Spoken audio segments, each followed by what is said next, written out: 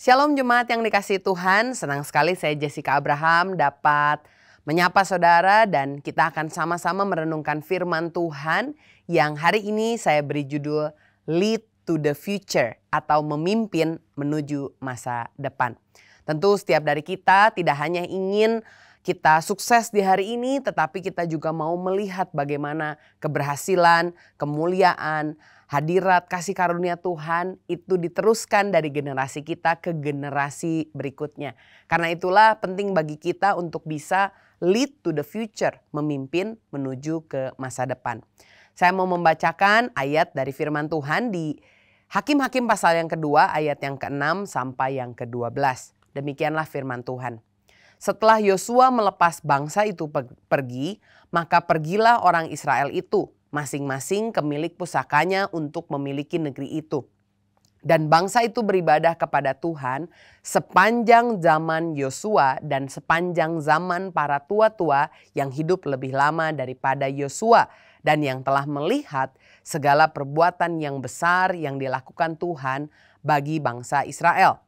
Dan Yosua bin Nun, hamba Tuhan itu mati pada umur 110 tahun.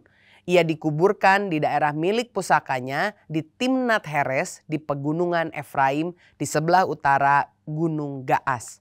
Setelah seluruh angkatan itu dikumpulkan kepada nenek moyangnya, bangkitlah sesudah mereka itu angkatan yang lain yang tidak mengenal Tuhan ataupun perbuatan yang dilakukannya bagi orang Israel. Lalu orang Israel melakukan apa yang jahat di mata Tuhan dan mereka beribadah kepada para Baal. Mereka meninggalkan Tuhan, Allah nenek moyang mereka yang telah membawa mereka keluar dari tanah Mesir. Lalu mengikuti Allah lain dari antara Allah bangsa-bangsa di sekeliling mereka dan sujud menyembah kepadanya sehingga mereka menyakiti hati Tuhan. Amin. Kita baru saja membaca bagaimana orang Israel yang sudah keluar dari tanah Mesir bersama Musa, masuk ke tanah Kanaan dengan sukses bersama Yosua. Tetapi kemudian sayangnya setelah Yosua meninggal, tidak ada lagi pemimpin yang cukup kuat dan yang terutama mengenal Tuhan. Sehingga orang-orang Israel yang ada di tanah Kanaan tidak lagi menyembah Tuhan dan tentu hati ini menyakiti hati Tuhan.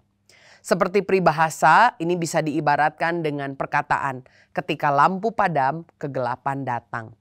Karena itulah kita, selagi kita hidup di dalam terang, selagi kita memiliki kebenaran sehingga hati kita diterangi, cara hidup kita, gaya hidup kita diterangi, kita mau memastikan bahwa terang ini tetap ada di dalam masa depan kita, di dalam keluarga kita, di kantor kita, di lingkungan kita.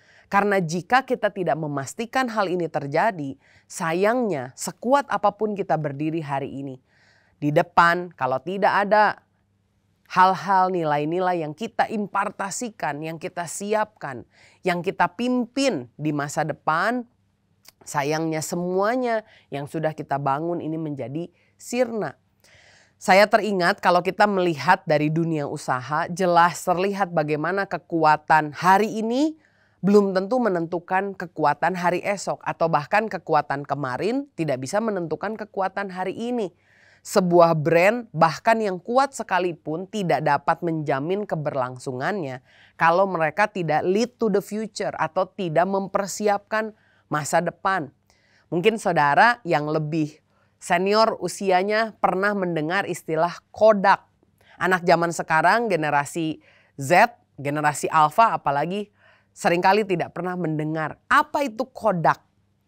Bahkan kalau orang dulu kalau punya kamera selalu bilangnya saya punya Kodak.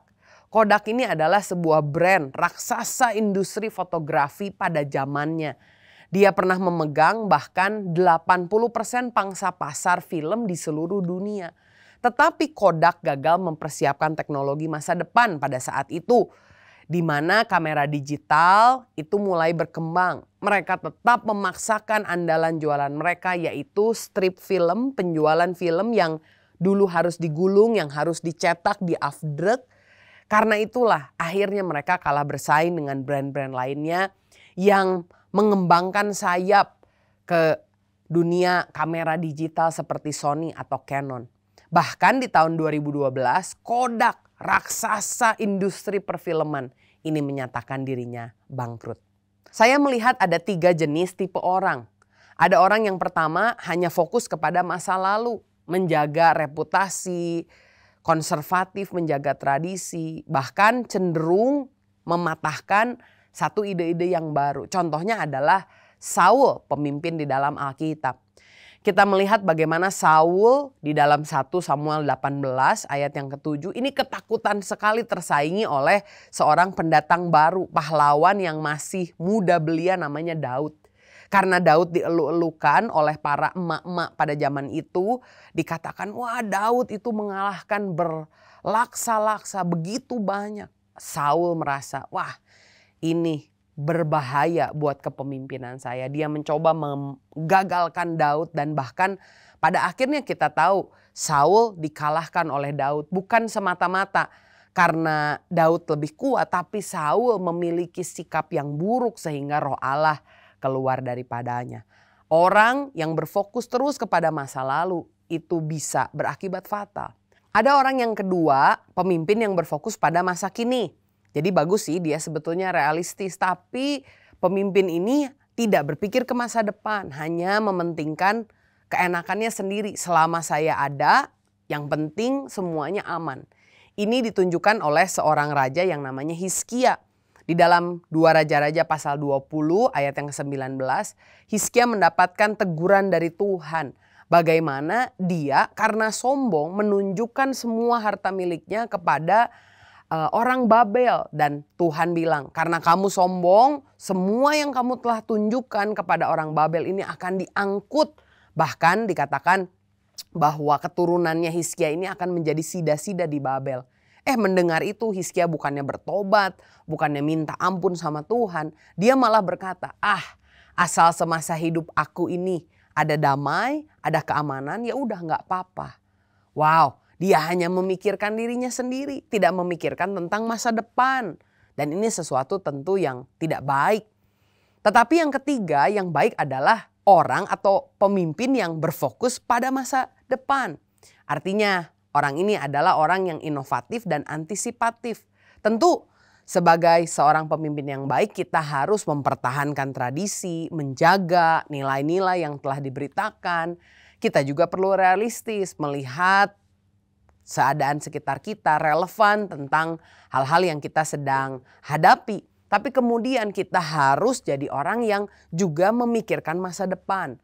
Menyiapkan hal-hal yang perlu agar bukan hanya dulu, bukan hanya saat ini, tetapi di masa depan apa yang menjadi keinginan Tuhan itu dapat terlaksana. Dan pemimpin yang lead to the future, memimpin pada masa depan, saya temukan dalam pribadi seorang yang bernama Barnabas. Barnabas ini adalah orang yang pertama yang mendukung pelayanan Rasul Paulus. Dan dia adalah orang yang memberikan kesempatan bagi Yohanes Markus, yaitu orang yang menulis Injil Markus untuk dapat berkarya dengan luar biasa. Saya melihat ada 4 sikap teladan yang dilakukan oleh Barnabas yang memberdayakan orang lain. Dan kita akan melihat apa yang Barnabas lakukan dengan konsisten sehingga orang-orang yang dia berdayakan ini benar-benar bisa menjadi pemimpin di masa depan. Dan saya singkat ini menjadi 4 poin, yaitu lead. L-E-A-D. Yang pertama saya lihat Barnabas ini adalah orang yang melibatkan orang muda dengan kepercayaan. Atau melibatkan orang yang lebih junior daripada dia dengan kepercayaan. Kisah Rasul 9 ayat 26 sampai 27 berkata, setibanya di Yerusalem, Saulus mencoba menggabungkan diri kepada murid-murid, tetapi semuanya takut kepadanya karena mereka tidak dapat percaya bahwa ia juga seorang murid. Tetapi Barnabas menerima dia dan membawanya kepada rasul-rasul dan menceritakan kepada mereka bagaimana Saulus melihat Tuhan di tengah jalan dan bahwa Tuhan berbicara dengan dia dan bagaimana keberaniannya mengajar di Damsyik dalam nama Yesus. Kita perlu tahu di dalam Kisah Rasul 9 ini Paulus bukan seperti rasul yang kita sudah kenal di Alkitab seterusnya ya, bagaimana dia memimpin Timotius dan lain-lain. Tidak. Kisah Rasul 9 menceritakan seorang yang baru bertobat, namanya adalah Saulus. Dia ini orang yang pertama-tama menolak gereja-gereja, menghancurkan jemaat-jemaat. Tapi kemudian bertemu dengan Yesus di jalan menuju ke Damsyik, hidupnya berubah. Dia memberitakan firman dan dia bahkan menjadi murid Yesus. Ketika nyampe di Yerusalem, tentu orang-orang takut kepada mereka, kepada dia, kepada Saulus ini. Karena itulah Saulus ditolak oleh orang-orang Yahudi dan ditakuti oleh orang-orang di gereja mula-mula. Oh, tentu saja wajar, karena sebelumnya Saulus diketahui menjadi musuh mereka, pembantai gereja-gereja Tuhan. Reputasinya begitu buruk. Tetapi ketika dia sudah bertobat, orang-orang sulit mempercayai dia. Tapi ada satu sosok namanya Barnabas.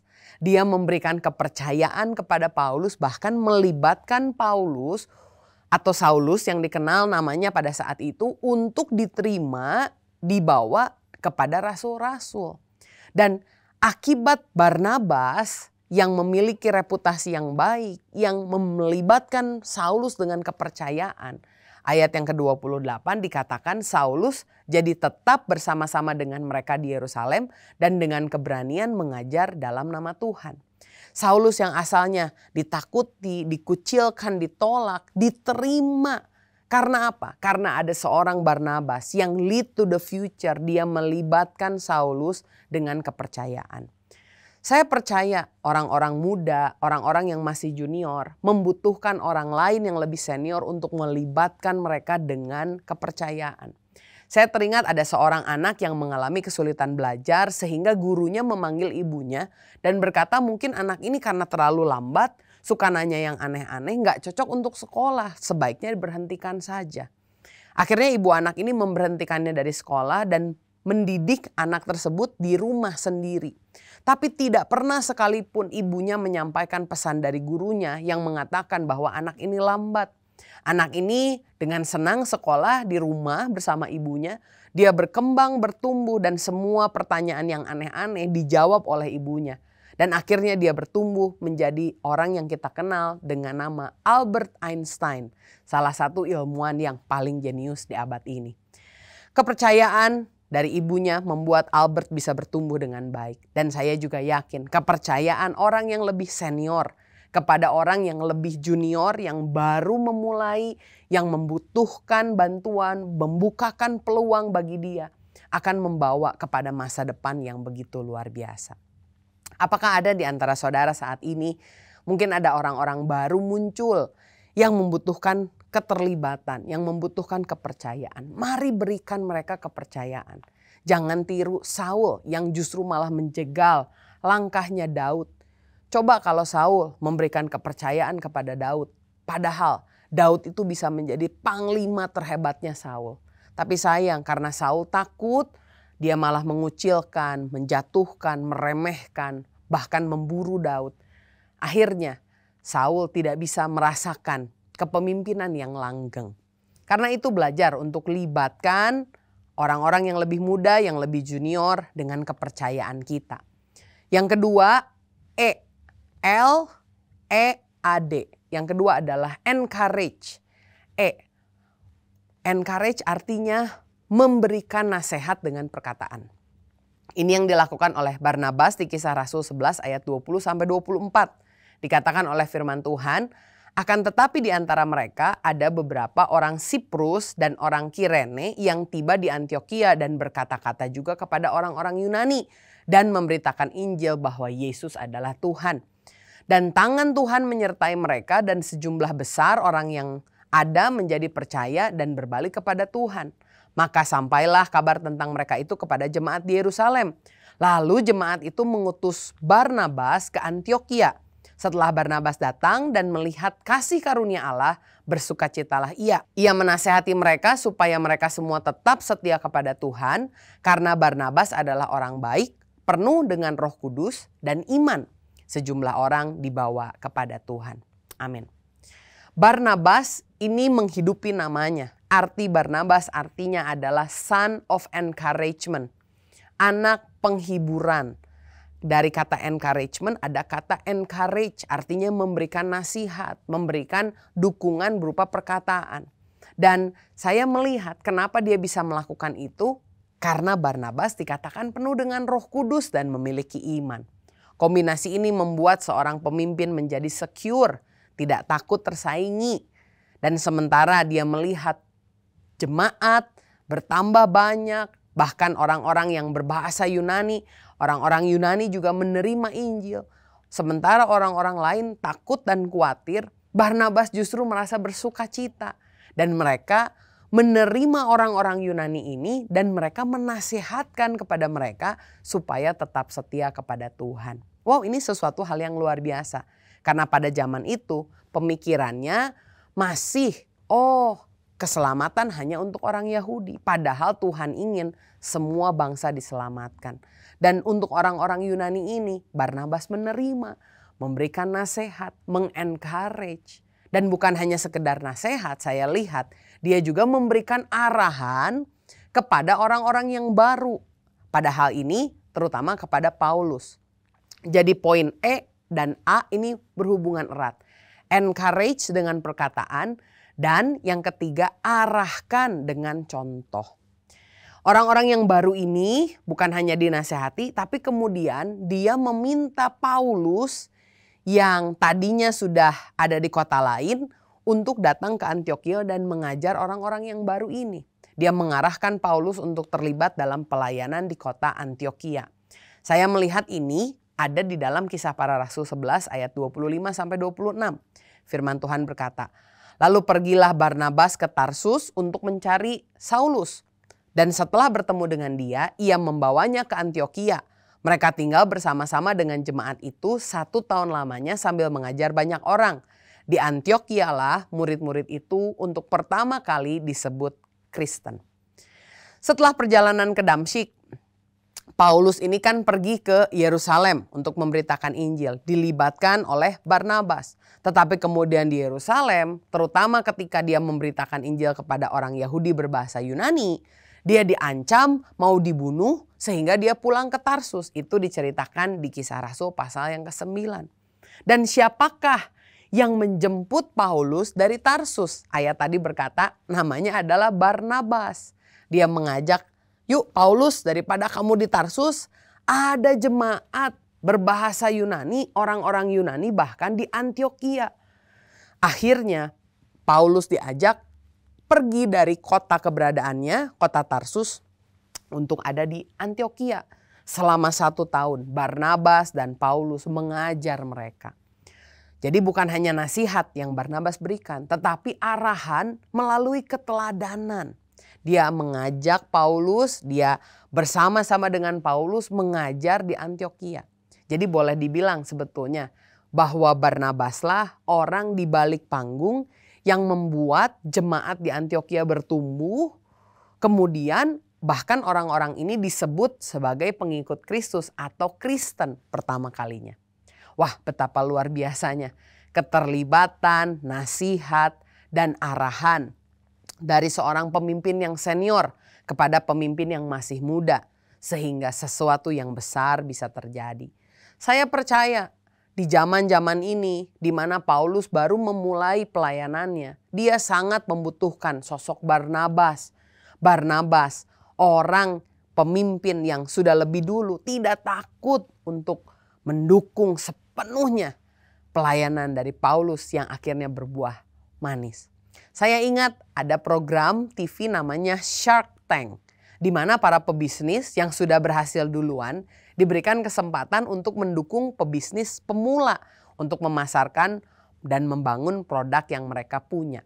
Ada salah satu orang, dia datang membawa sponge untuk mencuci piring. Ini hal yang sederhana, saudara. Tapi akhirnya diberikan masukan, dikasih tahu kamu harus jualnya begini, jualnya di sini, lalu diperkenalkan kepada marketnya. Akhirnya orang ini bisa memasarkan dengan baik dan sampai hari ini produk-produk dari Amerika bisa ditemukan di Indonesia, namanya Scrub Daddy. Mungkin beberapa dari saudara juga pakai sponge ini. Dan dari usaha yang kecil hanya jualan sponge untuk cuci piring. hari ini Scrub Daddy memiliki kisaran kira-kira nilainya itu sebesar 300 juta US dollar. Wah, luar biasa sekali. Kita di gereja melakukan hal yang serupa ya, di mana para entrepreneur yang lebih senior memberikan masukan, pendidikan untuk para startup yang pemula, yaitu di dalam kegiatan Go Battlepreneur. Dan saya mengucap syukur kalau semangatnya Barnabas ini ada di antara kita. Karena kita tahu kita diberikan kemampuan dari Tuhan secara gratis untuk kita bagikan juga secara gratis. Sehingga kita lead to the future, memastikan di masa depan ada pemimpin yang kuat untuk membawa generasinya menyenangkan Tuhan. Apakah di sekitar saudara ada orang yang masih hijau, artinya masih butuh arahan, butuh nasihat, yang masih takut-takut, yang masih belum tahu cara untuk melakukan sesuatu dan saudara sudah terlebih dulu melakukannya? Mari belajar menjadi secure leader.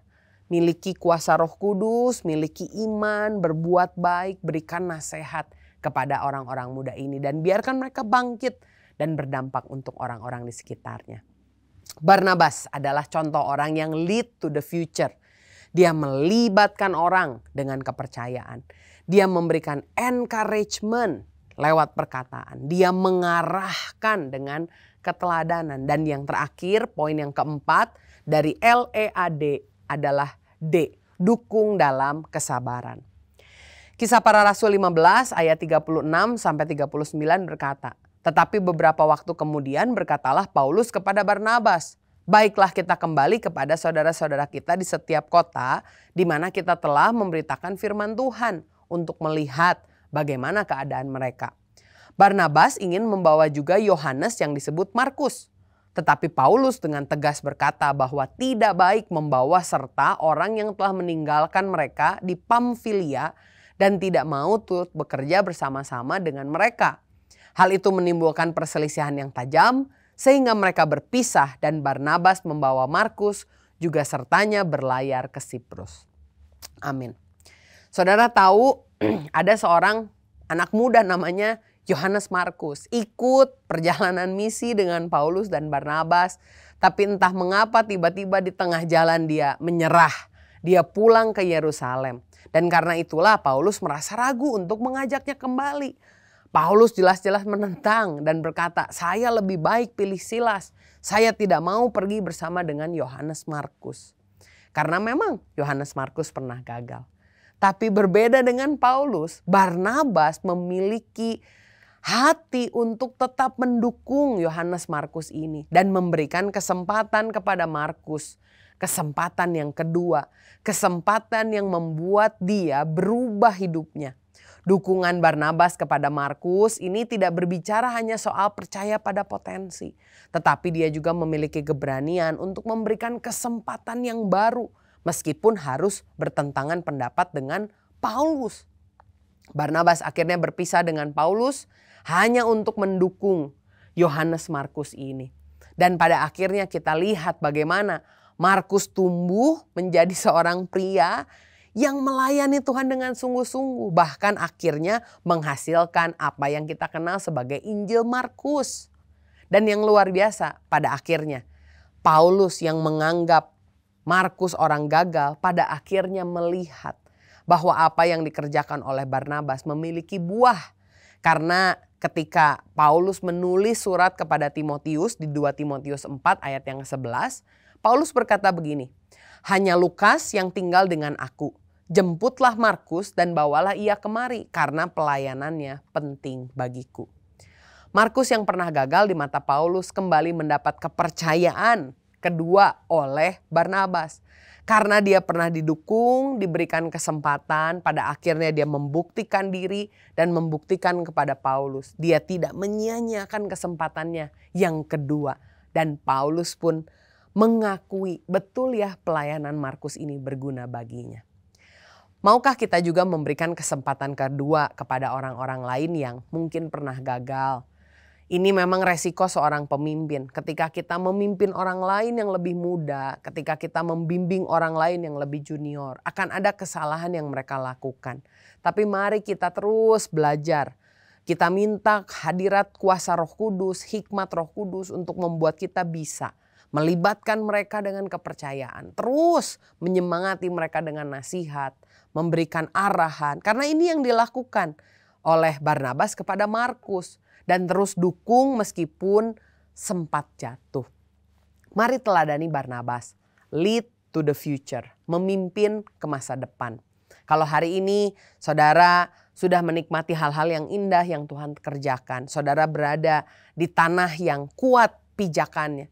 Mari kita tidak hanya memikirkan hari ini atau hari yang kemarin, tapi kita belajar berdampak untuk hari esok. Libatkan orang-orang yang baru, encourage mereka, arahkan mereka, dan dukung terus mereka dalam kesabaran.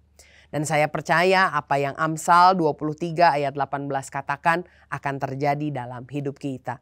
Firman Tuhan berkata, masa depan sungguh ada dan harapanmu tidak akan hilang. Saya berdoa kiranya kasih karunia Tuhan yang memimpin kita kemarin dan sekarang akan terus memimpin kita di masa depan. Sehingga kita tidak mengalami apa yang dialami oleh bangsa Israel. Kehilangan pemimpin sehingga kehilangan arah. Tapi mari kita siapkan pemimpin di masa mendatang. Sehingga generasi setelah kita pun mendapatkan arahan dan bisa menyenangkan hati Tuhan. Amin. Mari kita tundukkan kepala, kita berdoa. Bapa, kami mengucap syukur Tuhan untuk kasih-Mu dalam hidup kami. Berterima kasih untuk apa yang telah Engkau kerjakan sejauh ini. Mampukan kami Tuhan yang telah menerima kasih-Mu, menerima berkat-Mu, juga memikirkan orang-orang yang hidup setelah kami, generasi di hadapan kami. Dan mampukan kami untuk belajar seperti Barnabas, lead to the future, memberikan kepercayaan lewat keterlibatan kepada orang-orang yang baru. Menjadi orang yang memberikan encouragement, memberikan arahan, memberikan dukungan ya Bapa.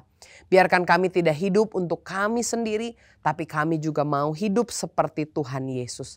Yang juga lead to the future, mempersiapkan 12 orang yang terbaik, yang kemudian menjadi orang-orang rasul-rasul yang membangun tubuh Kristus. Bahkan hari ini kami menikmati hasilnya.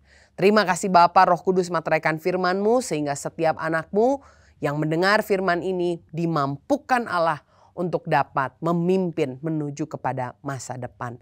Terima kasih Bapa, kami serahkan semuanya ke dalam tangan-Mu dan hanya di dalam nama Tuhan Yesus Kristus kami siap menerima berkat Tuhan.